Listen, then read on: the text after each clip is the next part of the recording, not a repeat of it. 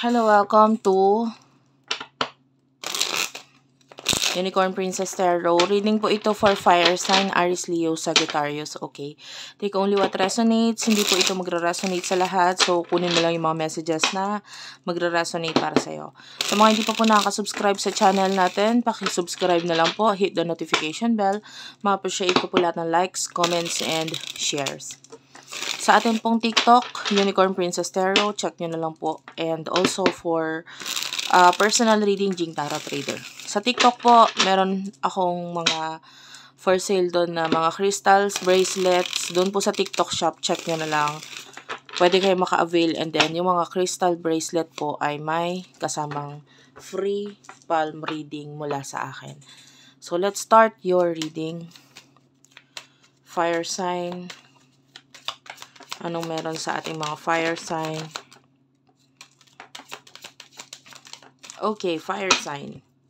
Six of Wands.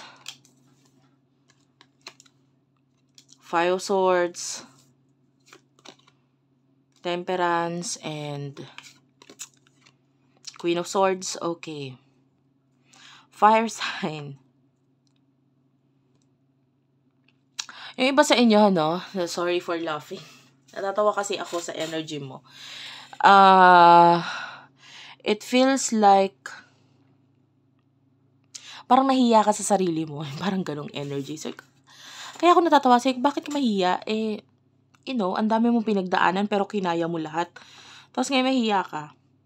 Iba sa inyo, maybe regarding sa childhood issues, mga may kinalaman sa kabataan mo, or yung iba, nahiya ka dahil sa itsura mo. Yung iba naman, maybe sa kung ano yung kinalabasan mo. Diba? Pero sa totoo lang, dami mo ng sinakripisyo. Bakit ka mahihiya? Kumbaga, kailangan taas yung noo mo, taas yung kumbaga dapat nakatingala ka na hindi ka dapat mahihiya. Dahil yung iba sa inyo might be, either ikaw ay graduate, and then iba yung naging tinakbo ng buhay mo, or vice versa. Pwede nahiya ka kasi hindi ka nakagraduate, ganun. Alin man doon. But anyway, nakakaramdam ako ng pakiramdam ng kahihiyan mula sa'yo. Nasabi ko nga, hindi mo naman dapat yon nararamdaman. Hindi mo naman dapat yon iniisip. Because you are actually talented sa sarili mong pamamaraan. Okay? May sarili kang talento, may sarili kang galing na hindi kaya ng iba.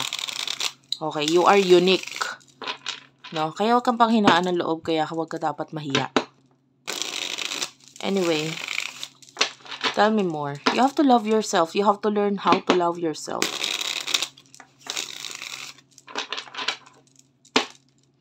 Fire sign.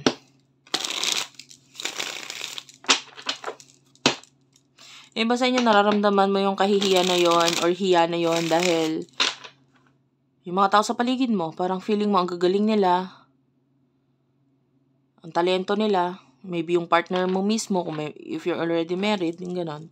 Tapos, ikaw, ganito ka lang, wala ka mayabang, wala ka and yung iba sa inyo, likas yung mapagkayabang, diba?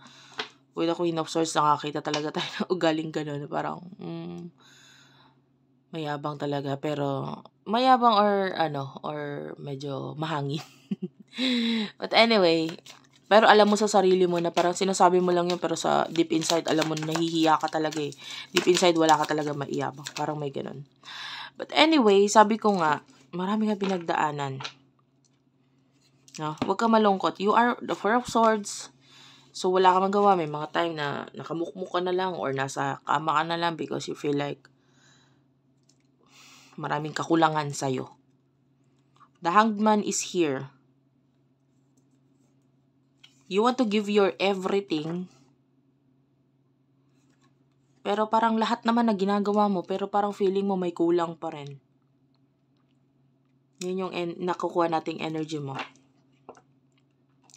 I feel like someone sa paligid mo ay nagiging perfectionist, or you could be dealing with someone who is very perfectionist.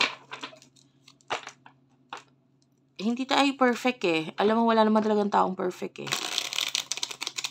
And you are already perfect sa sarili mong kapamaraanan.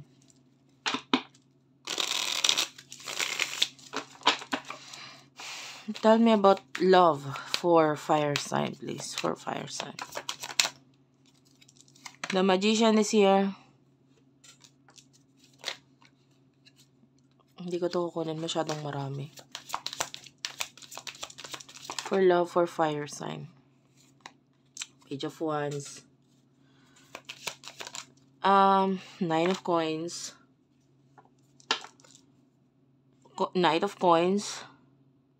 You're dealing with someone who is very responsible or hardworking na tao. Workaholic. Pwedeng ganun. But anyway, this person is, yeah, could be someone who is very fearless and yung wala bang kinakatakutan, yung kahit take siya ng take ng risk, ganong energy. And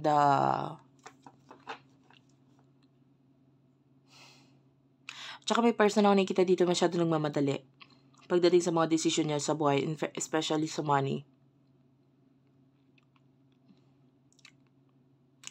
Could be a person who is very manipulator. Minamanipula ka ng person nito and may mga dream siya or mga pangarap siya na gusto niya matupad na parang nandiyan ka pa naman, katulong ka niya. Anyway, what's with this person? You do have here the Hermit, Virgo energy.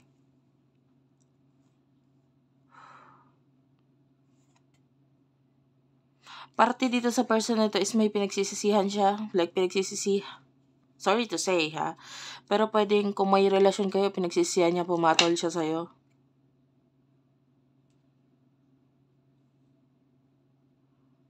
Yeah. But this person,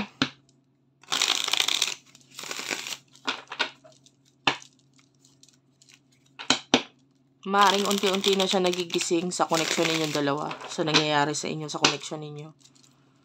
Or maling decision niya. And feeling niya nagkamali siya ng decision sa'yo. Anyway, hindi lahat makaka-relate sa parte na yon. Sa parte ng love. Because for some of you, if you're single, huwag ka magmadali. Yun lang. If you're single, huwag ka magmadali. Because I can see you na basta na lang dadating yung taong para sa'yo. Sa ngayon, hindi pa yun. If you're single. Mag-focus ka sa sarili mo. Whatever happened in the past, kailangan mo nang kalimutan and patawarin. If you have been through into a pangit, no? Sabihin na nating pangit na relasyon, pangit na past, pagdating sa love, kalimutan mo na yun. Kasi hindi mo naman na mababalik at mababalik yun eh. Mag-focus ka na lang sa present at future. What will happen in the future for you? Fire sign. Five of Coins. Okay. Ace of Wands. Seven of Cups.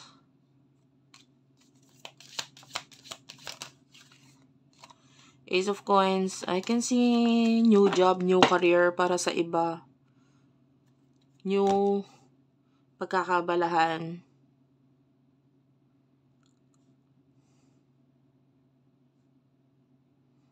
For some of you, kailangan mong mag-focus